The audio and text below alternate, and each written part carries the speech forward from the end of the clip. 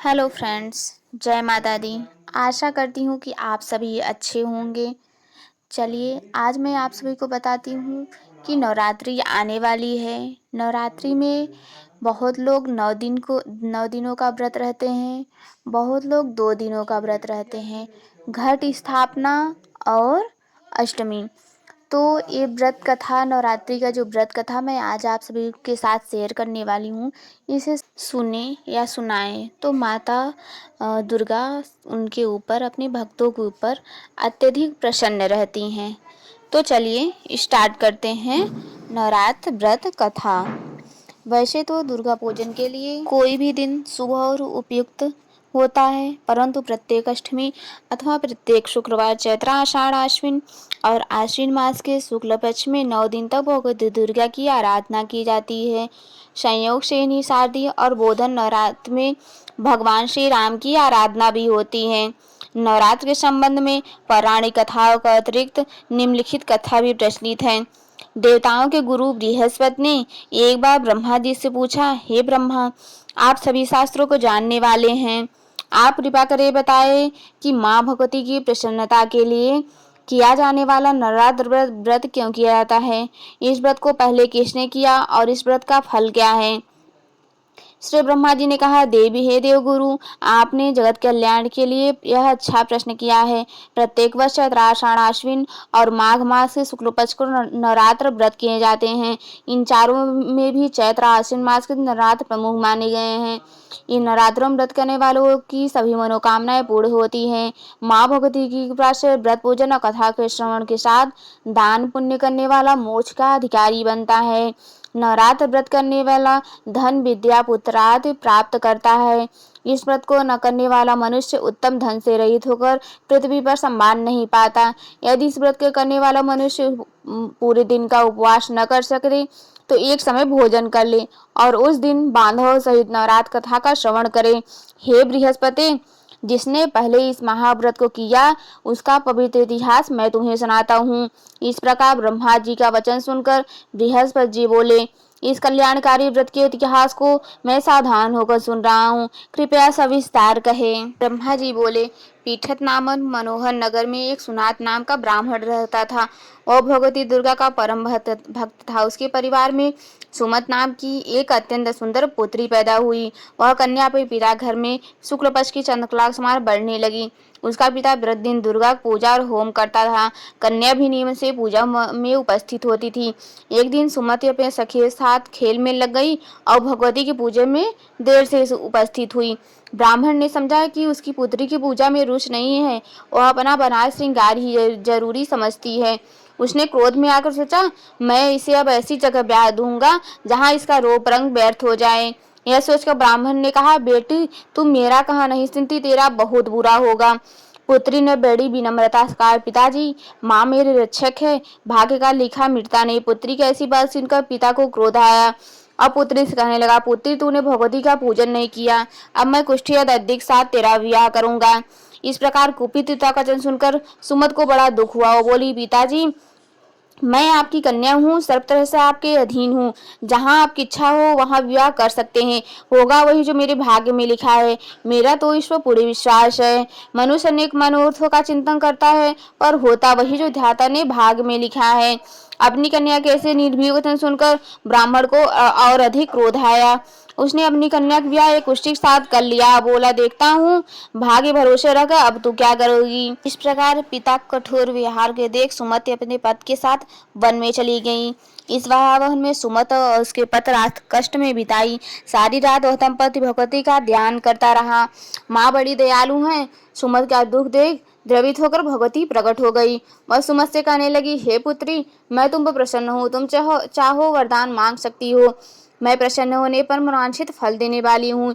इस प्रकार भगवती दुर्गा का वचन सुन सुमत ने पूछा, आप कौन हैं जो मुझ पर आप प्रसन्न हुई। यह सब मुझसे कहे और अपनी कृपा दृष्टि से मुझ दिन दासी को कृतार्थ करे।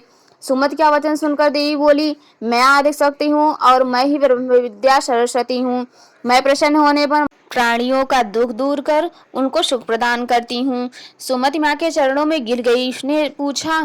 उसने हाथ जोड़कर पूछा, हे माँ, किन कारणों से मेरी यह दुर्गत हुई है? इस जन्म में तो मैंने कोई पाप नहीं कृपा किया, आप कृपा कर मेरे पूर्वजन्म के बारे में बताएं। भगवती ने कहा, मैं तुम्हें तुम्हारे पूर्वजन्म का वृतांत सुनाती हूँ। तुम पूर्वजन्म में निसाल भील की पतिव्रता स्त्री थी। एक दिन तुम्हारी निषाद पत्नी चोरी की। चोरी करने के कारण तुम दोनों को सिपाही ने पकड़ लिया और कारागृह में डाल दिया। उन लोगों ने तुम्हें और तुम्हारे पति को भोजन नहीं दिया। भाग्य से वह दिन नवरात्र का था। नवरात्र में तुम्हें न खाने का अन्न मिला, न पीने को जल मिला। इस प्रकार 9 दिन तक नवरात्र का व्रत हो गया। हे सुमति, उन दिनों में जो व्रत हुआ, उस व्रत के प्रभाव से प्रसन्न होकर तुम्हें उत्तम परिवार मिला था। उसी जन्म के व्रत के प्रभाव से मैंने दर्शन दिए हैं। अब तुम्हें मनवांछित वस्तु की प्राप्ति हो रही है। तुम्हारी जो इच्छा हो सो मांगो। माँ दुर्गा के इस प्रकार के वचन सुन सुमति बोली, हे, अगर आप मुझसे प्रसन्न हैं तो हे माँ, कृपया मेरे पद को कूढ़ दूर कर दे। देवी बोली, उन दिनों जो तुमने उस व्रत के मात्र एक दिन के पुण्य को अपने पद को कोढ़ कर ठीक करने के लिए अर्पण करो। मेरे प्रभाव से तुम्हारा पद कोढ़ से रहित हो जाएगा। माँ दुर्गा का महिमा परम्पार है। किसी भी जन्म में किया गया पुण्य, उनका नाम ही शरण व्रतादि भक्त को मन चाहा वरदान देता है। श्री ब्रह्मा जी ने कहा, देवी को जन सुनकर सुमति बहुत प्रसन्न हुई। अपने पद के निरोग करने की इच्छा से माँ दुर्गा का प्रणाम कर बोली, माँ, तुम मुझ पर कृपा करो और अपने पूजन का फल देकर मेरे पद को निरोग कर दो। तत्क्षण ही सुमति के पद का शरीर भगवती दुर्गा की कृपा से कांति युक्त हो गया। पद की मनोहर देह को देख सुमति माँ की स्तुति करने लगी। उसने कहा, हे दुर्गे, आप दुर्गा दूर करने वाली, तीनों लोगों का संताप हरने वाली, समस्त दुखों को दूर करने वाली, रोगी मनुष्य को निरोग करने वाली और प्रसन्न होने पर मनवांछित वश देने वाली और दुष्टों का नाश करने वाली, सारे जगत की आप ही माता और पिता हैं। हे अम्बे, मेरे छोटे से अपराध पर मेरे पिता ने कुष्ठी के साथ मेरा विवाह किया था। आपने मेरा उद्धार किया। हे देवी, मैं आपको प्रणाम करती हूँ। आपने मुझ दिन की रक्षा की। इस प्रकार वंदना कर सुमति माँ के चरणों में गिर पड़ी। ब्रह्मा जी बोले, बृहस्पति सुमति ने मन से देवी की स्तुति की थी, इसलिए देवी और संतुष्ट हुई। वो बोली, हे पुत्री, तेरे उद्धार नाम का अति बुद्धिमान, धनवान, कीर्तिमान और जितेंद्रीय पुत्र पैदा होगा। ऐसा कहकर देवी उससे फिर कहने लगी, हे पुत्री, और भी कुछ तेरी इच्छा हो तो मांग सकती है। भगवती दुर्गा का वचन सुनकर सुमति बोली, हे दुर्गे, अगर आप मुझ पर प्रसन्न हैं तो कृपा कर मुझे नवरात्र व्रत विधि बताइए। हे दयावती, जिस विधि से नवरात्र व्रत करने से आप प्रसन्न होती हैं, उस विधि और उसके फल का विस्तार से वर्णन करें। सुमति के वचन सुनकर देवी बोली, हे पुत्री, मैं तुम्हारे लिए संपूर्ण पापों को दूर करने वाली नवरात्र व्रत विधि बताती हूँ, जिससे मनुष्य पापों छोड़कर मोक्ष की प्राप्त करता है। आश्विन मास की शुक्ल पक्ष की प्रतिपदा से लेकर 9 दिन तक विधि पूर्वक की स्थापना करें। यदि दिन भर व्रत न कर सकते, इसमें भोजन करें। योग्य ब्राह्मण से पूछकर घट की स्थापना करें और वाटिका बनाकर व्रत करें। उसको प्रतिदिन जल से सींचे। महाकाली, महालक्ष्मी और महासरस्वती की मूर्तियां बनाकर नित्य विधि विधान सहित पूजा करें और अर्घ दे। बिजौरे के फूल से अर्घ देने से रूह की प्राप्त होती है। जायफल से कीर्ति दाग से कार्य की सिद्धि होती है। इस प्रकार फलों के अर्घ देकर यथाविधि हवन करे। खांड, घी, गेहूं, जौ, तिल, बिलोपत, नारियल, दाख और कदम से हवन करे। गेहूं से होम करने से लक्ष्मी प्राप्त होती है। खीर से परिवार वृद्धि, चंपा के पुष्प से धन और सुख की प्राप्ति होती है। आंवले से कीर्ति और केले से पुत्र प्राप्त होता है। कमल से राज समान और दाखे से सुख और संपत्ति की प्राप्ति होती है। खांड, घी, नारियल, सहज तिल तथा फलों से वस्तु की प्राप्ति होती है। व्रत करने वाला मनुष्य सिद्धांत से होम करने के पश्चात आचार्य को अत्यंत नम्रता के साथ प्रणाम करे और यज्ञ की सिद्धि के लिए उसे दक्षिणा दे। इस महाव्रत को पहले बताई हुई विधि के अनुसार जो कोई करता है, उसके सब मनोरथ सिद्ध हो जाते हैं। इसमें तनिक भी संशय नहीं है। इन 9 दिनों में जो कुछ दान दिया जाता है, उसका फल करोड़ों गुना मिलता है। नवरात्र व्रत करने से अश्वमेध का फल मिलता है। नवरात्र में भगवती के पूजन हवन की यह विधि जान सुमति प्रसन्न हो गई। हे देवगुरु, बृहस्पति संपूर्ण कामनाओं को पूर्ण करने वाले इस उत्तम व्रत को तीर्थ, देवी मंदिर अथवा सुविधा हो तो घर भी में ही विधि के अनुसार करें। कवच किला अगला स्तोत्र का पाठ, हवन पुराण पाठ के साथ भगवती का पूजन करना चाहिए।